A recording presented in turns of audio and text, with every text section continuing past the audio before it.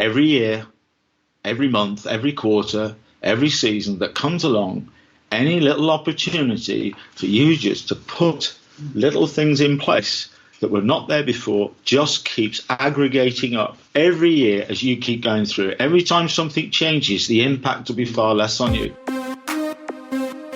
Sports science, strength and conditioning, high performance coaching. Welcome to the Decoding Excellence Show.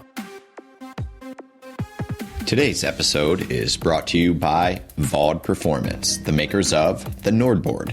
If you haven't checked out their website yet, I highly suggest you head over there, whether it's return to play, injury prevention, or just plain performance testing. VOD Performance has the tools that you need. Check them out at vodperformance.com.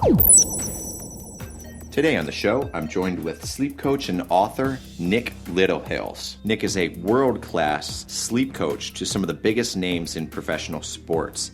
Teams include British Cycling, Team Sky's record-breaking cyclists, top premiership and international football teams and players, rugby union and rugby league, and last and not least, Olympic and Paralympic athletes. In addition to counseling many of the world's best athletes, Nick is also the author of Sleep, The Myth of 8 Hours, The Power of Naps, and the New Plan to Recharge Your Body and Mind, a handbook and applied guide to helping athletes and students and all people sleep better and more restfully. This is a monster of an episode and one you don't want to miss if you're trying to improve the abilities of your athletes to recover, to regenerate, and recharge between workouts, fixtures, and bouts. We discuss everything from the R90 sleep method, some of the simple and easy tips that people can immediately improve their sleep if they adopt, and just the importance of sleep and this circadian rhythms and understanding what your sleep chronotype is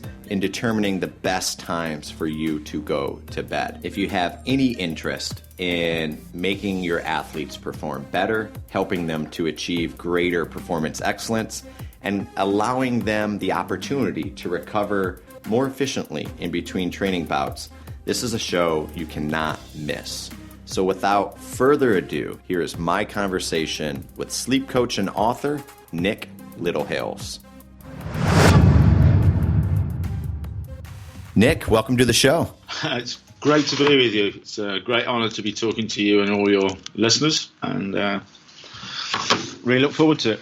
Yeah, look, I've been a big fan of yours. I say fan that you've posted via Twitter, and obviously the book that you've wrote, Sleep, The Myth of 8 Hours, The Power of Naps, which has been something that I've shared with our coaching staff here, some of the materials I've shared with our student athletes, but it's just I am humbled to get you online today. So thank you so much for agreeing to come on the Decoding Excellence Show. How are things? Things are great.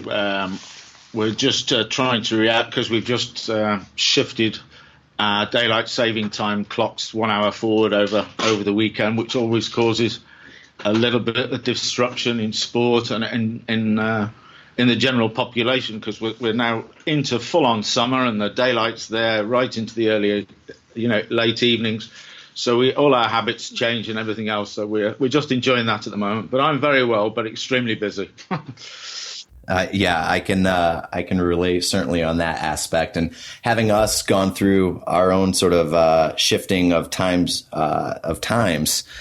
just the implications that can have on performance. And, when you spring forward and lose an hour of sleep, wow, it's designed maybe socioeconomically, but the unintended consequences of that manifest itself in performance and fatigue and readiness. It's crazy. Yes. I think when you start to look at sleep, I think we mentioned it a little bit earlier on.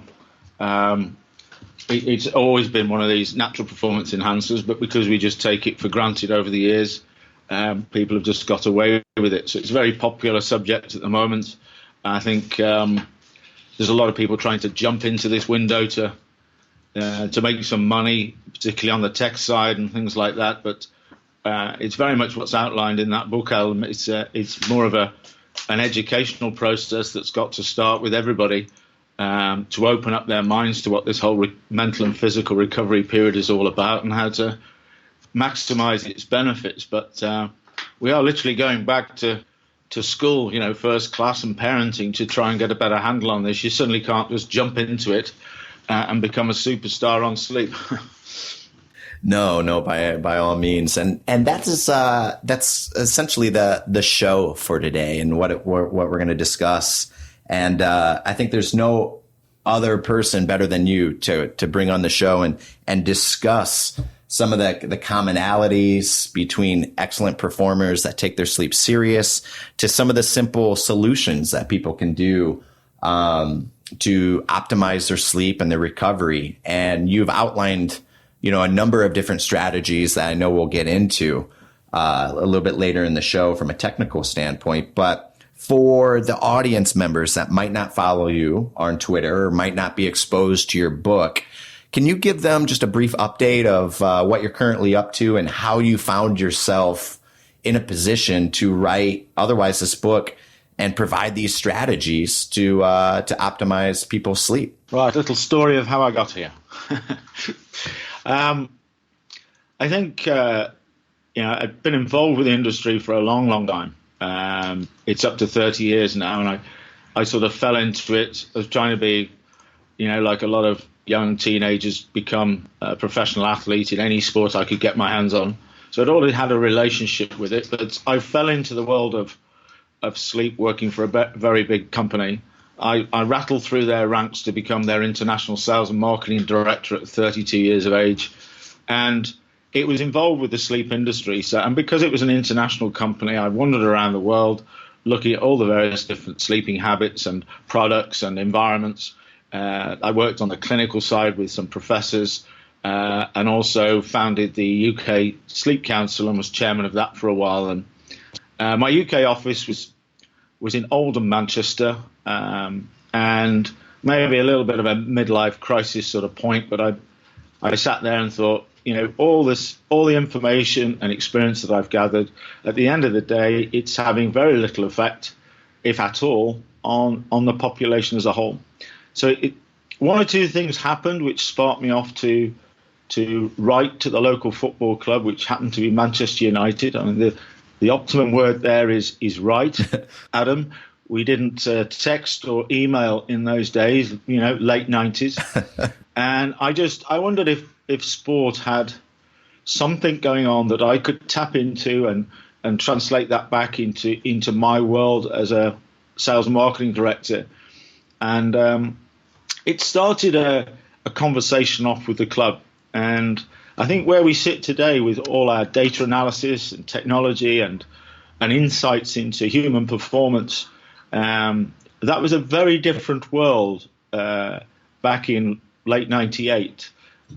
Sports science and data collection and how particularly football in the UK, which would have been probably of a similar nature to maybe NFL or NBA, as sport had a lot of things that are available to him now, which was not there. So it's the open-mindedness of the manager, Alex Ferguson, to maybe what's coming in the future and to have a conversation about sleep and sleeping products.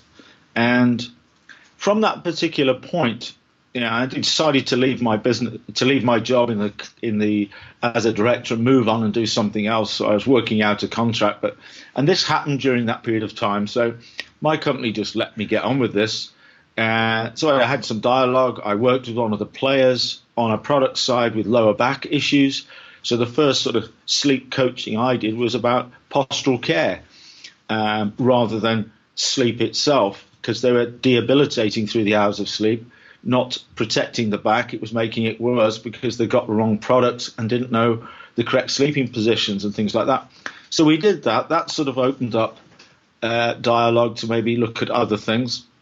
And so I started to engage with the club, and the media, being the media, sort of found out that I was, Manchester United's got a sleep coach, because that's how they put it together. They were somebody's talking to them about sleep, and obviously it must be a coach.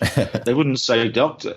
So the title arrived. I wasn't actually being a sleep coach. I was just talking to players and physios and doctors and the manager, and realizing that they knew absolutely nothing in this area.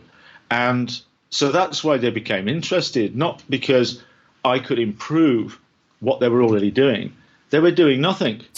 So it was kind of weird to then start saying, well, come on, Nick, will you talk to the players? Will you do things with the players? So I had to start manufacturing what this job was about. And, to shorten the story down a little bit, the players within Manchester United, you had a very high-profile period of time when they won the trebles. So they won 3 competitions, the final one beating Bayern Munich in one of the finals in a very dramatic way. So there was a lot of emphasis around the team. And from that particular point, a lot of those players played for the England national squad. So they started to pass on their experiences to the England national squad. That triggered off conversations within that organisation to have conversations with me. That led to other clubs being intrigued about what Manchester United or the England squad might be doing in this area. Like, we all like a bit of referral, don't we? I wonder what they're doing over there, so maybe we can try it. So it was kind of elite sport in the very case, because it was simply a set of circumstances. It just happened to be an elite football club around the world, Manchester United. You then had the elite nature of English football and the England squad. And then what followed there was Arsenal and Liverpool and Chelsea. We're all sort of tapping in to try and find out what I was up to. And we put the very first recovery room into Manchester United's training ground, which was when they were starting to double up training. Now, this was late 98, 2000. So this was a long time ago, Adam. And people talk about sleep pods and recovery rooms in corporate and in sport and all sorts of things now. But back then, I was wandering around as if I was crazy. But it was there was certain people who really had an insight and probably said there must be something here, because it's a hell of a lot of time that we allocate every day, and we principally go, get upstairs, get yourself some good sleep, and we'll see you in the morning, and we're going to go again. And that was going on then, and I could safely say it's still going on now, Adam. There's in some areas there hasn't been that dramatic shift to try and raise awareness and education. And I suppose the period of time that maybe started to elevate this area was when I started working with British Cycling and Team Sky, and they had a particular strategy to go from A to B, to win Tour de France's, to win gold medals on track and road, male and female and Paralympic. And they were starting from scratch. So they developed a strategy called the aggregation of marginal gains. That meant for the very first time an organisation would look into not only how you wash your hands, but also maybe sleep. Why wouldn't we cover that off if it's an aggregation of marginal gains? So when I got involved with them, I was able to encapsulate my experience and my from working with individual athletes and teams and my own experience of the industry, is to put all that together and to become a proper sleep coach with an actual technique, which is called recovery in 90-minute cycles, so the R90 technique, to identify the 7 key areas of sleep recovery, which I felt that you have to get people to this point before you start doing anything else. So the key 7 areas that you look into with any individual or group, get those right, and then you can move on to stage 2. So I developed that. And then the success of British Cycling and Team Sky culminated at the London 2012 Olympics. That, for the first time, had top coaches actually talking on TV about sleep and its effect on these marginal gains and its effect on performance and more sustainable levels of recovery. They had the performance factors to back that up.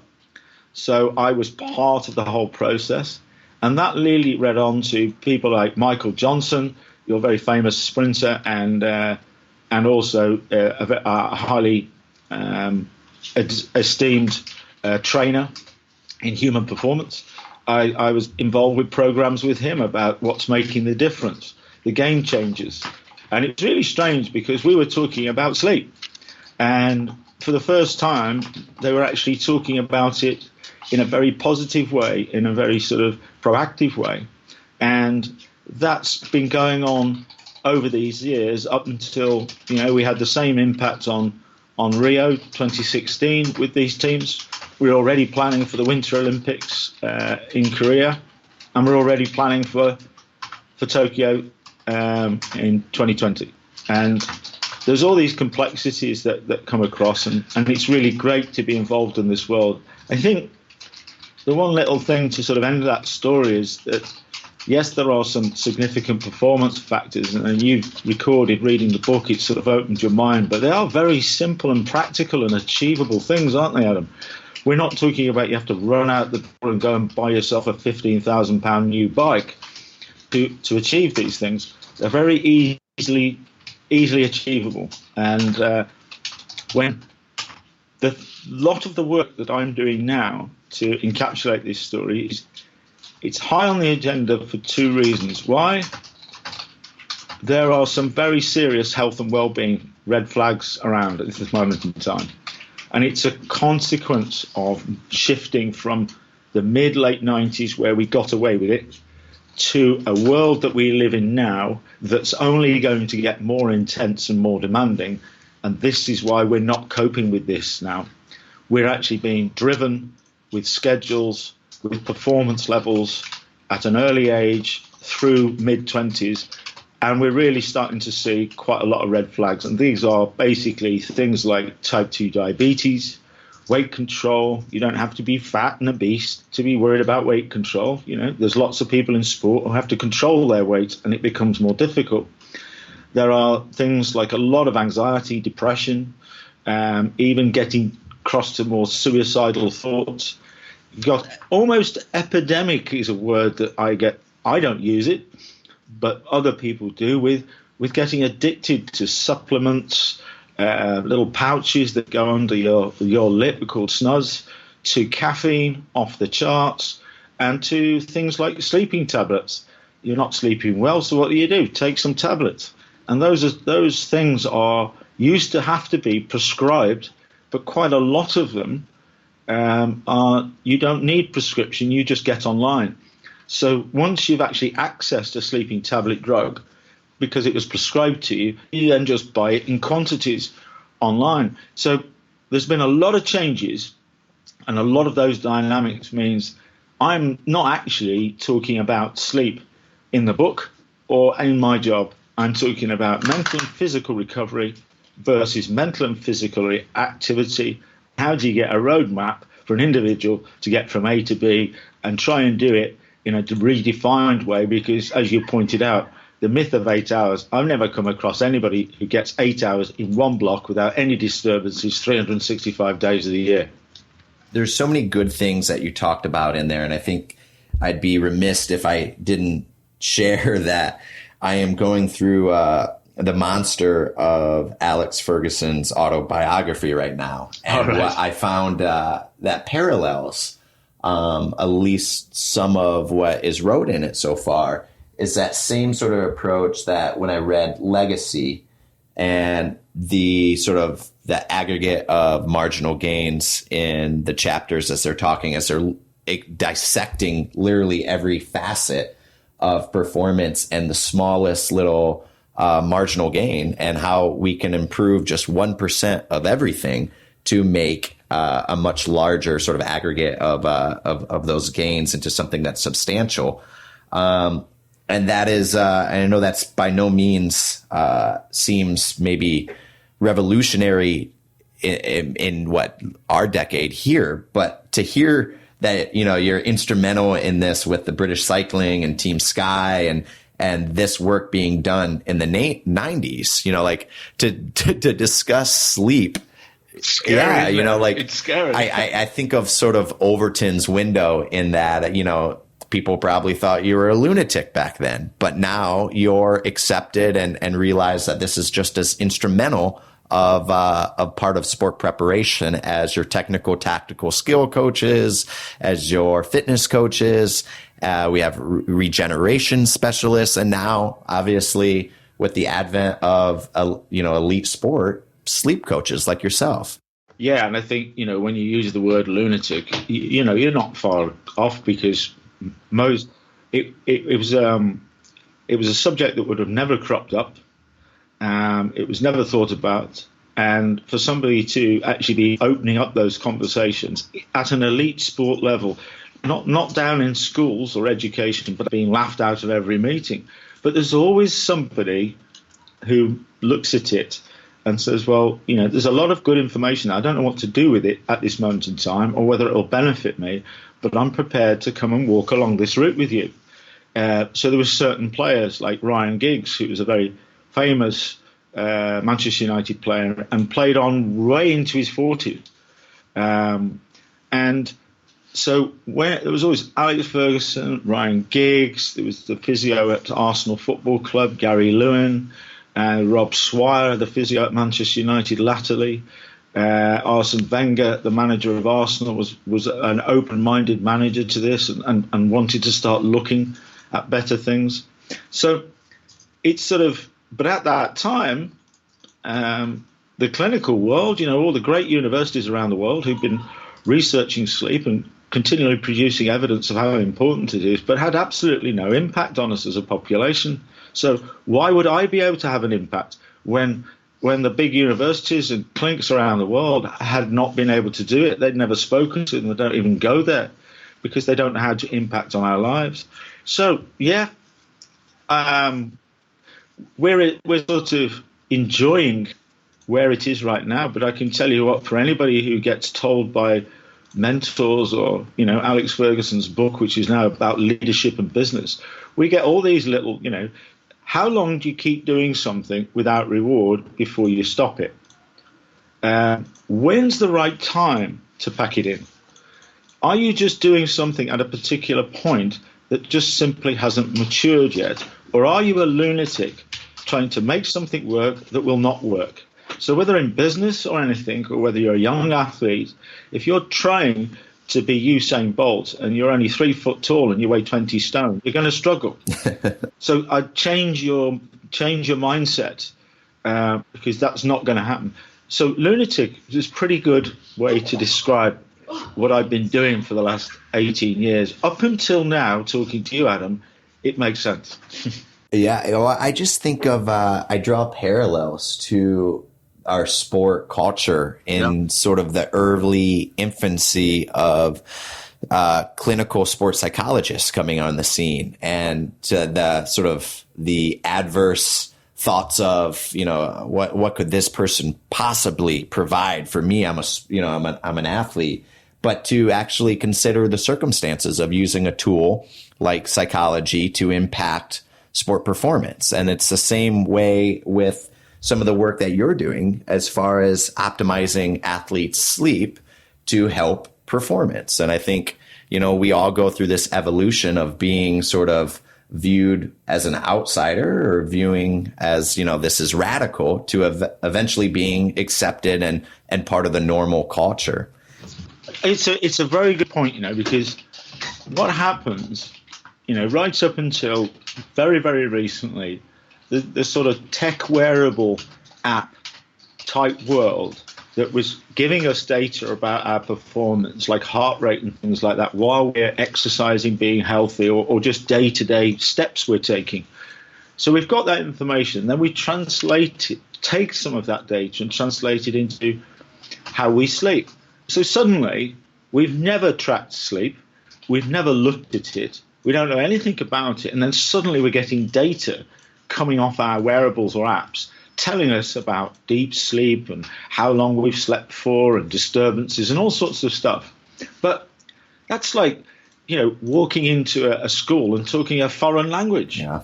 It's like, what do I do with this information? Yeah. How do I change what's going on? How do I even know? Do I want 6.25 hours sleep or 7.25 hours sleep? And I sort of go, well, I work with a single-handed round-the-world sailor, and they'll sea for months on their own in a stripped-out boat with just a chair to sleep in, surrounded by sensors. And the sleep-wake cycle approach we take is about 20 to 26 minutes every 6 hours if they're lucky.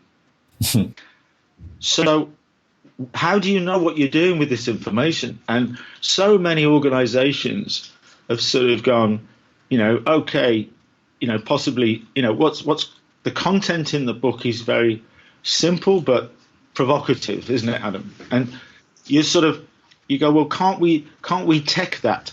Can't we measure these results? And I said, to be honest with you, if you just get anybody to just raise their awareness of the circadian rhythms of the day, step one, that reminds us that we're human beings, not tech robots. We understand their chronotype, which is their sleep characteristic, and we combine the two together. Then we think about sleeping in cycles rather than hours, because that's perfectly natural to us as human beings.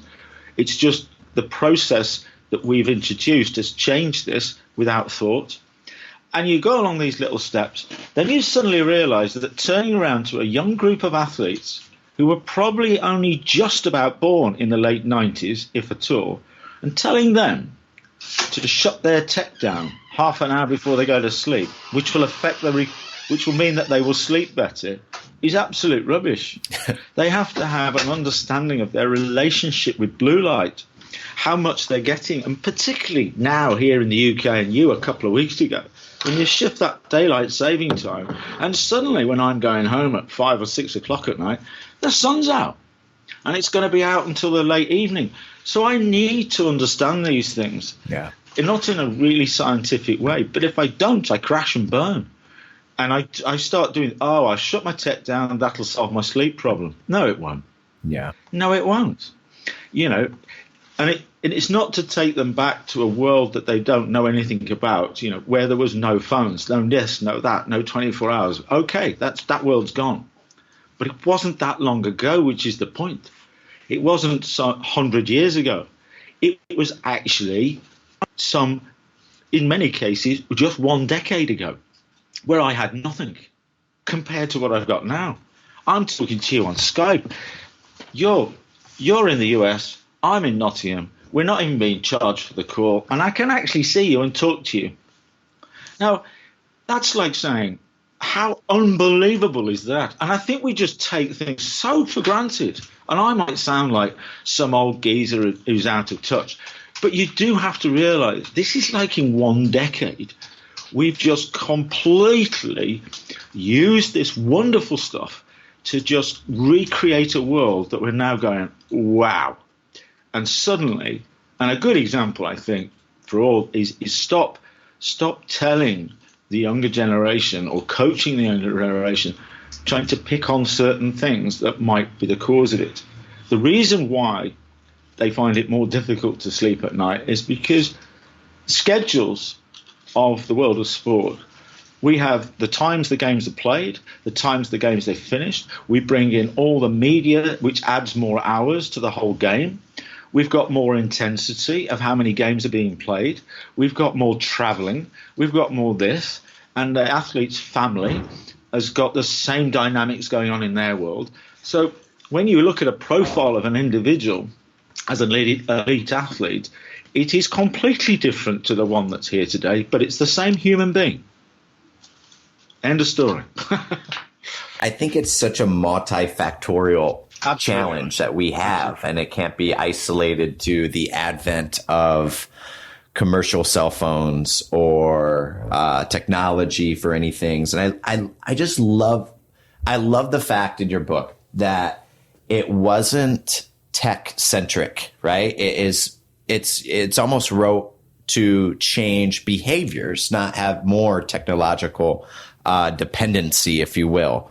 So when you wrote it, and you said simple, but what I think, if I were to replace the word, simple strategies with efficient or, with concise, it changes the narrative a little bit. And that's what I loved as I was reading it, is that it was practical. It was applied. It's not just in theory, in clinical settings, in the hospitals, in the research lab. And I think one of the reasons, if I were to draw maybe some success, or at least sort of retrospectively look back, is that you had success likely because you applied a sort of translational approach of taking what was being conducted in the labs, but actually applying it to humans in the field, which is sometimes lost on a clinical side of things. It is. It's a very good point, and I think as you know, whenever we sit down and take an exam, or we write something, or we say something, or we act in a particular way, whatever it is, we're always a little bit concerned about how others might perceive us or react to us.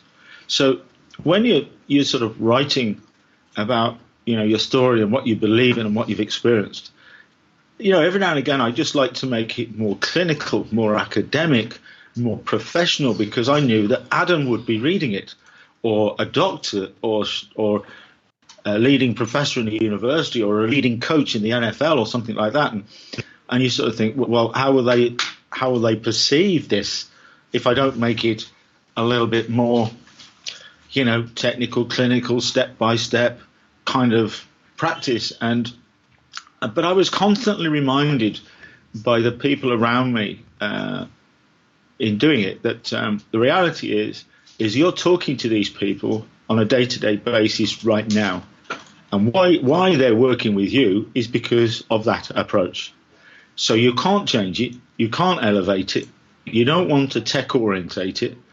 That's the way it is. So by default, anybody else who reads it would naturally respond, like all the people you work with anyway, that this is the first step you need to take in any organization before you even think about trying to measure it, trying to develop what could be achieved, if the level of knowledge and awareness is absolutely zero. And I know, you know, and it's even happening today. It'll happen tomorrow. I will be coaching, you know, a university in the US because of their graduate surgeon program. I've been working with grammar schools because the schools and the education, the hospitals are getting on, the air traffic controllers are getting on, the pilots are getting on. And I tell you what, I'm having a conversation with long-haul pilots and short-haul pilots as a sleep coach, and realizing that I had some impressions in my head about what this part of my life, you know, there's certain people in our world that we really want to trust and we admire, and hopefully they're doing everything they possibly can. I was just going to say surgeons, yes, as well. And that's one of them, isn't it? Surgeons and pilots. And I tell you what, you know, when you look at maybe an 80-hour week for surgeons and doctors, nurses, you know, was all right in the 90s, just about, maybe. It was tough. It was tough, but you just about got away with it. But you shift that 80-hour week into this world, no chance. If you take a pilot doing long haul, and then you sort of, you're in conversations where if you put another 50% pilots on at work at tomorrow, we'd still be struggling. And you go, wow. And that's not even looking forward to when we're going to have more flights and more this and more that. And I think, you know, in every single area, there has, even pilots get such little education and so little focus from what I gather, talking to pilots. I haven't studied this, Adam, but talking to pilots, talking to me in a consultative way, I realise exactly what's going on. And so I think there's, you know, the reason why, as you pointed out, the book had to be kept at a level is because I've got doctors buying these books, GPs, practitioners buying these books and handing them out to their patients who are identifying with sleep problems on the increase. And so you've got students and young people getting hold of the book and reading it and being inspired by it.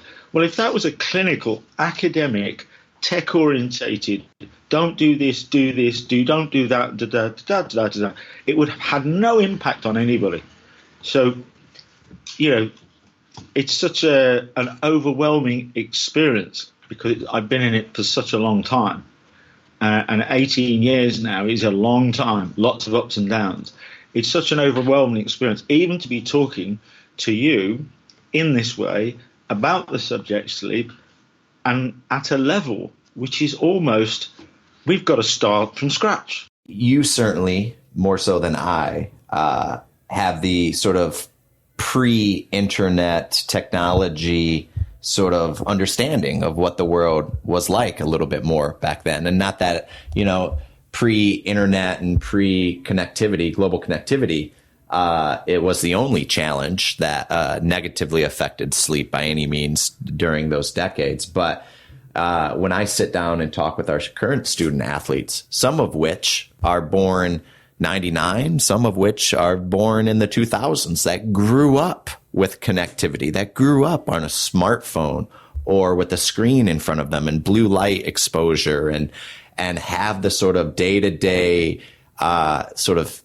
instant gratification of, social streams and connectivity, and the way that can manifest in its sort of consciousness of constantly being aware and never discharging or setting the phone aside. That, I would love, and I know this might be a little bit of off track, but I would love to hear, in your experience, what were the biggest challenges when you sat down with an organization or an athlete, in your early part of your career, that we maybe don't have so much of a challenge now? And maybe to juxtapose that question, what's the greatest challenge nowadays that they didn't have in the 90s or late 80s? It's probably a pretty standard answer is to how would I be able to have a conversation, never mind present, to engage an individual or a group into the subject of sleep? How would I be able to redefine so I can have a conversation with them? And you couldn't make things up, because if you make things up, then it's still not apparent. So I just looked at it and I thought, possibly what I should do is I should blame the generation that's above them, that they've let them down, because they knew that mental and physical recovery was going to be absolutely key. They knew that nobody was talking about in the schooling system or parents onto children and vice versa. So they've just let you wander straight into this world, and now they're shouting at you because you can't sleep and use this. I suppose way back then, it was, so that's a little way I'm looking at it now, but way back then it was just the one thing in a clinical sense, you can track sleep on a polysomnograph in a clinic, tracking brainwave patterns, and you look at a 90-minute period, look at the next 90-minute period. Some would look at 60 minutes, but a lot in that profession would use 90 minutes. So I just thought, okay, the length of a football match in the UK, in the Premiership, is 90 minutes long. So if I use 90-minute cycles, so I can start to break down their schedules in 90-minute periods, and I can start to think in cycles rather than hours. I forget the word sleep, because that just describes something in their head that I'll never be able to get rid of. I'll think of mental and physical activity and mental and physical recovery, drop the word nap and call it a controlled recovery P, a CRP. I'm grabbing a 20-minute CRP to really, so I don't waste time sleeping. I try to look at it as if this, I wasn't, maybe that the ultimate goal for this human race and in the future would be to use more than 10% of our brains, to use technology and advancements to maybe get to a point where we can physically recover, which is probably the easy one, but mentally recover in a much shorter period of time, to embrace the fact that we could live for 70, 80 years on this planet, have a fantastic sporting, healthy lifestyle right up into our late 60s, early 70s. And all that time, we've just been sleeping an hour a day. That's all. And if we could achieve that, it's like, stop wasting valuable time to it. So all I had to do was give them the confidence that the last thing I was going to do was tell them to sleep for longer periods, to get to bed earlier, to sleep longer, to eat well, to exercise well, to do this, to that, because I knew that the conversation with pilots who are working rosters and shifts, with nurses and everybody who works shifts and work night shifts, they don't do it through the day. Everybody's got certain differences around the world, wherever you live, with temperatures and cultures and all sorts of stuff, that you just literally had to take something a little bit better. And that was a significant challenge, because not only were you trying to change the language of this natural everyday process, you were doing it with young people who are not so impressionable than the slightly more mature group. So they've got no fear. They can all sleep on a clothesline. They actually can bust 24 hours a day. They want to achieve. They want to go. They've got high energy. They're achievers. They just want to bust it and smash it and go for it. And that's the world they live in. So to actually try and get into their world was a major challenge. And it was about the language you're using rather than redefining it for them. So they started to go, wow, Nick, I'm on a 5-cycle routine. I've actually moved it down to a 4-cycle routine, so I'm saving myself 90 minutes a day, and I feel absolutely great. Next week, I'm going to try a 3-cycle routine. I'm just going to book 2 90-minute cycles back-to-back at night, so it frees up the whole night. I can get more done, takes the pressure off the events. Absolutely love it. Bang 1 90-minute cycle in before I go into training. And then when I get home, I'm just going to put a CRP in, about 30 minutes, controlled like that, rather than falling asleep on the sofa. And then I'm going to get out there and do even more things. And I feel absolutely great. Things are just really going, injury times are coming down. I'm not wasting valuable time. I don't sleep before events anymore because it's a waste of time. I do these things. And they're just going, and it's absolutely brilliant. And I'm on it. And I really know just how much sleep I need now. And if I don't get as much, I don't worry about it. I've just stopped worrying about it, Nick. I just absolutely smash it. And so having somebody, did they mention sleep once?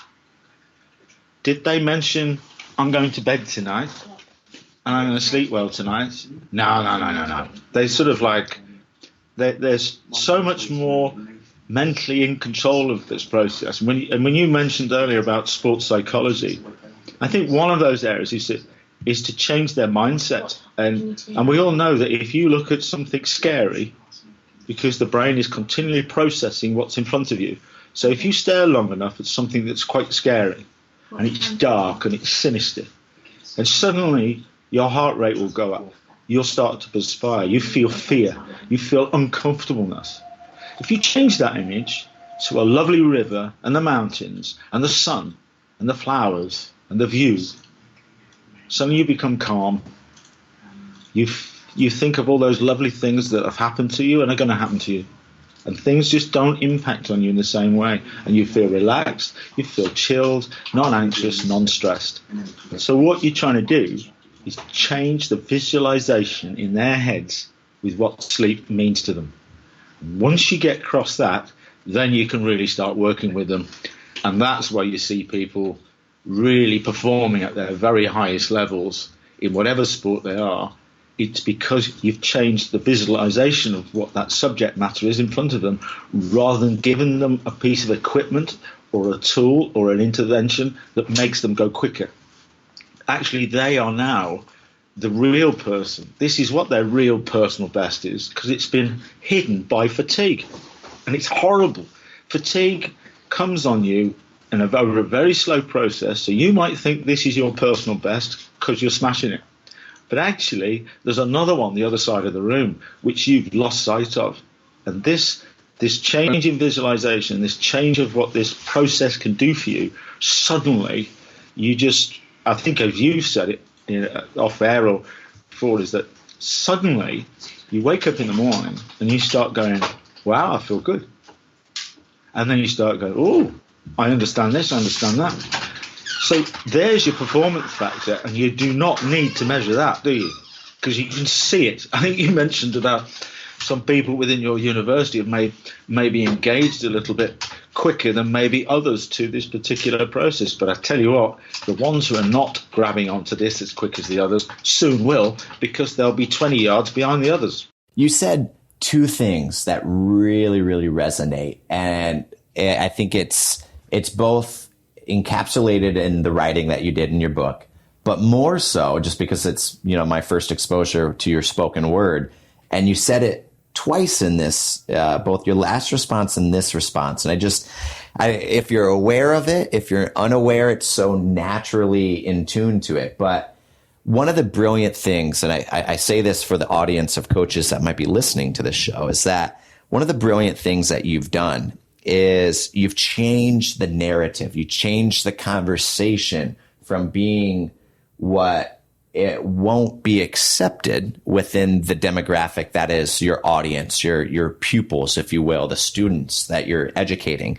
You've changed the terminology from sleep, from napping, from this to, hey, we're grabbing a quick CRP. And I think that's brilliant from a coaching standpoint to better package the information, the education, and deliver it to the pupil otherwise. And I think that among two of your responses, wow, you didn't say it that way, that stuck out as a huge sort of a gem in this conversation. It is, Adam, because it's like you're asking about redefining it for the individual, but you've also, without the rest of the framework, the rest of all the whether it's teachers and professors within the schooling environment, educational environment, within an organization, within a team, within the business world, within your own university schedule, if everybody's not getting engaged with change, then it doesn't have the same level of impact. So I need to talk and be able to communicate this to, let's say, the coaches.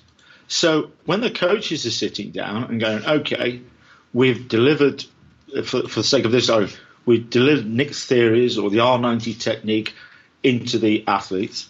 So we know that they're aware of sleeping in cycles. We've got their circadian rhythm information, awareness of chronotypes, we understand. So when we're looking at the whole season, these are all our objectives and goals. And one thing we would like to do is make sure that with any 24-hour or 48-hour period, is that we want to be able to release at least 5 cycles, 5 sleep cycles to the athlete. Because we know that 5 90-minute cycles equals 7.5 hours, and we know that's a good, healthy percentage in any 24-hour period. What we also know is they're unlikely to get it all in one block. So this is what we plan for. 35 cycles in any 7 days, 365 days of the year. Right. As like in everybody's world, it comes down like the next 7 days in front of us because we can't control everything. So when the coach then looks at the next 7 days, somebody's changed this and the timing of that event's changed, we've got injuries with certain people, all sorts of factors, and we're having to mess them around a little bit. Like we get ill as well and have flus and viruses and little things like that. So we look at the next 7 days. He looks at the schedule and goes, right, I can see 35 cycles. I can see 3 back-to-back 90s on that night, balanced with a 30-minute there, a 20-minute early evening, as long as it's within these natural 3 sleep periods. I can see we're going to under pressure there, so they won't make them sleep there, but we'll put one in there. So how many cycles have I got this week if I was doing it as a coach? And I look at it and I go, I can get 30 90-minute cycles, most of them back-to-back, but I've also balanced that with maybe 5 20 or 90-minute ones between midday or early evening, the other 2 natural sleep periods. So I'm comfortable with that, very comfortable. So when I deliver that schedule to the athletes, I know that's what they can do. And I can show them that it's a 35-cycle week, guys, but it might be a little bit heavy on the control periods, midday and evening. So go out there, and it's now down to the athlete whether they want to achieve it. And whereas prior to this conversation, Adam, you just go, here's the schedule, recover when you can. And so it starts to re-educate, it starts to give the coach, it starts to give the doctor, the sports science people, the manager, and everybody to sort of, that they're able to redefine their approach while it's happening in front of them. They don't need to keep coming and asking me, what do we do when this happens? It's just a dynamic mental and physical recovery process that's in front of them, and they don't get panicked about maybe it's a 28 cycle week because it's intense. Maybe it's going to drop down to here because it's intense. Maybe we're going to have to look at shifting our training schedules a tiny little bit because, we've got so many PM chronotypes in our group that we want to be careful because we've got a hell of a lot of daytime games coming up. Now, you just wouldn't have that conversation. It's in very early stages now, but that's the level. So it really is, suddenly they just become so much more dynamic about the conversation. And I can talk for Britain, can't I? I can talk for the world because it's a very passionate subject. But I can tell you, you could do something within your own organisation, because I did it at a grammar school recently. So I had 900 pupils in a big conference hall, and they're all about 16 or 17 years of age, 15, 16, 17 years of age. And so in the steep moved into full adulthood, where you'd be looking at, this 7.5, 8 hours type period becoming your norm or less. So there was always a danger that a lot of people in that room wouldn't be able to answer this question. So I showed them two descriptives of a morning and a nighttime genetic chronotype. You like breakfast, you don't like breakfast. You want to get up and run around like a nut, you don't. You like staying up. So just very simple characteristic descriptions. And so I asked the room, and they will have not heard of chronotypes, not heard of morning or owls or anything at all. Anybody identifies with that, and I thought it would be really lightweight. I'll tell you what, 30% of the room, their arm just shot up. No thought thinking about it or just going, oh, I'm not quite sure. And some people didn't answer. 30% of the room, hand went straight up, you're a morning chronotype. Oh, yes.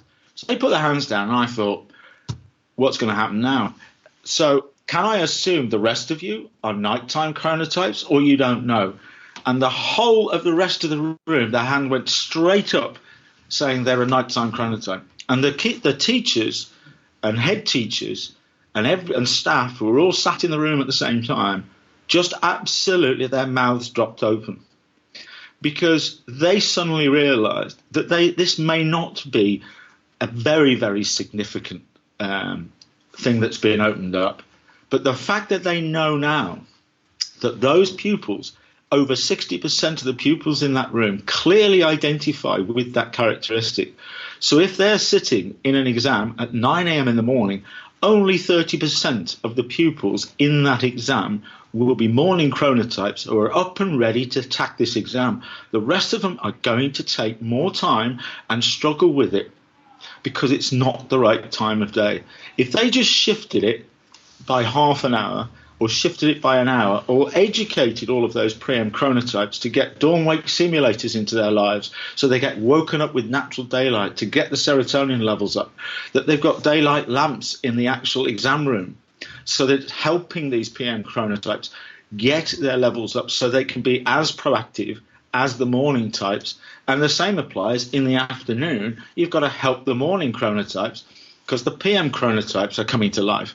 And suddenly, you don't have to change structure and schedules that are really difficult to change. But as soon as you become aware of it, suddenly everybody's starting to think the next opportunity we get, we're going to do this. And the next opportunity we do that, we're going to do that. And subtly the teachers, because it also affects them, started to make these little tiny changes. And as a result of it, maybe how many pupils pass their exams or at what level starts to creep up. Maybe there is less absenteeism at school. All of these little factors, because they become aware of it. And these young kids, starting out in life, absolutely loved it because they could see the impact I just had on their peers, their teachers, and just going, wow, we could make some changes here, couldn't we? Yeah. Because it had helped me. Brilliant. Now, that was nothing to do with sleep, Adam. It was nothing to do with sleep. It was just a wonderful bit of awareness that should have been around tens of decades ago. To your point, what I will say is it takes a body of then professionals to be willing to make the next step, to be willing to change, and whether it's organizationally or influence or handhold the facilitation of those things. And I think that's hard sometimes. That's scary for people to change what is otherwise status quo, but much needed.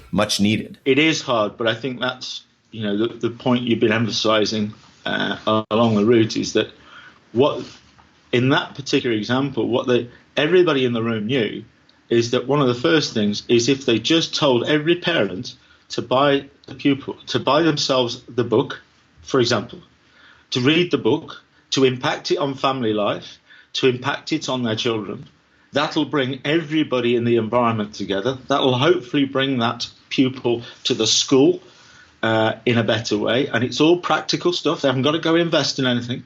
The teachers themselves get the book. They read it. I mean, like you've been described, they read it. They start to make some practical little changes in their own life. They start to bring it into the conversation in the school so they don't just talk the same way all the time. They're just going, right, we're going out to do some exercise, which is a great tech break. It's a great tech break. We're going out and get a bit more. We're going to increase our blue light, get some exercise, going to control this. What they do is, rather than changing the curriculum, rather than changing everything, they just can be a bit more proactive. And it becomes part of the conversation rather than not part of the conversation. And so everybody gets engaged without actually having to do anything. I think that's, and that in itself is what is needed. And it's, I found your book to be the both most comprehensive and the most applied sort of aspects of strategies that whether you're a pilot, you're a surgeon, you're a high performance athlete, you can begin to have that conversation, with yourself, and then to investigate the various key sleep recovery indicators, and then starting to find what works best for you. And like you said, it's not technologically driven necessarily. It's small behavior changes that anybody could make at a very low cost, low sort of expense standpoint to make meaningful changes on their performance. So, and the book, Sleep, The Myth of 8 Hours, The Power of Naps, and the New Plan to Recharge Your Body and Mind, on Amazon. It's pretty cheap too. It's for what one might spend on a latte or two, you can pick something up that will have meaningful impact for ultimately, hopefully the rest of your life if you take it seriously. Yeah, it never stops. I think that's one of the most important things to emphasize to everybody is that, once they've got that awareness level up and realize there's lots of things they're doing which are actually right, but they didn't know about it. There are ways that they can just make subtle changes. They don't have to tell everybody in their world they've got to change their routines to suit them. It doesn't work like that, but you'll start finding your way through it. And along that route, every year, every month, every quarter, every season that comes along, any little opportunity for you just to put little things in place that were not there before just keeps aggregating up. Every year, as you keep going through it, every time something changes, the impact will be far less on you. So it's not a read that book, make that change, that's it at all. It inspires you just to go looking for stop worrying about sleep, because that is the goal. If I can get somebody along that pathway to stop worrying about it and take a different approach to it, and get more control over it and be more active with it, that is the biggest barrier to change, is to stop worrying about it. So lastly, Nick, where, and your Twitter, your social media, Twitter handle, Sports Sleep Coach, what's the best way the audience can engage with you or find some of your materials or resources or websites? What's the best way they could reach you and find out more information about the great work that you do and the book? They could listen to your podcast, Aaron. But maybe they already are. Hopefully. Refer it on. I think obviously the easiest thing to do is to simply come into sportsleepcoach.com. So sport sleepcoach.com. That comes directly into me and my small team, and Jess, who handles all our content and social media. And so if they had any questions, if they had any observations, or like to know anything at all, then bang that question in via the website through the contact page, or you can just email us at info@sportsleepcoach.com. But the one that I suppose is familiar to a lot of people is simply @sportsleepcoach on Twitter. We have a very a broad range of people who we interact with on Twitter. We're always posting good free content. We're actually in the middle of a 7 days, 7 tips to change your life, and we're doing that this week. So they can come in via there and gather whatever information we've got. We can operate on an international basis because a lot of the coaching and consultation services that we've got can be done virtually all over the world, as they are, and we're expanding, those services all the time. But just encourage people to not be frightened, to not think that they won't be able to achieve anything. You just make that first step, get the book. If they don't like reading, then it's on an audible.com, so they can listen to me talking for 6 hours if that suits you. But they can get MP3, they can listen the book. And I honestly can tell everybody, because this is why we're having one of these conversations, is when they read the book, it doesn't mean to say that's it. Nearly everybody who reads the book becomes inspired to sort of go, oh my God, I've just got to get into this. I've just got to do these things now. And that's because they really feel, inspired to make some changes. So that's a good place to start if they get hold of it. And wherever your listeners are in the world, we're up to 13 countries now.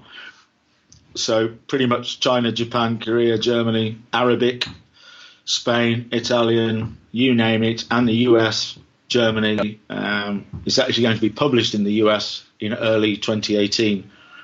So available on the high street. So those are the places to go. Perfect. Yeah, and I think to put a bow tie on this, while certainly a global reach and publications in a variety of different languages and cultures and societies, the one commonality between all of us is we're human and we all need to sleep. And the importance of it, despite cultural differences, is we all still need to find better ways of getting changing the narrative around sleep and focusing on getting better sleep, essentially at it. My guest today, Nick Littlehales, thank you so much for coming on the Decoding Excellence show and sharing some of your wisdoms and your experiences. And I'll make sure I include your social media and the website and your resources in the show notes here today. But thanks again so much. I really, really appreciate the great information that you've been willing to share with the audience today. Thank you very much. Thoroughly enjoyed it. Hope you got what you want, Adam. Thank you. Until next time, take care.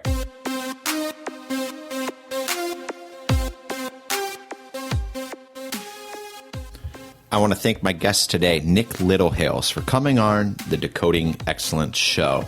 I hope that you, the listener, happen to take away some actionable information from this show, things you can immediately start to apply to better improve your sleep, education that you can provide to your student athletes for them to perform in their evening routines, to optimize their recovery, their regeneration, their ability to go from bout to bout, training session to training session, and deliver an excellent performance and mastery at their performance craft. If you enjoyed any of the information shared, the guest, the materials before, during, or after, please share the show on your favorite social media of choice. As always, this show originated around the idea of truly trying to distill, understand, and decode what goes into excellent performers. So like always, thank you for tuning in to the Decoding Excellence show. And until next time, thank you.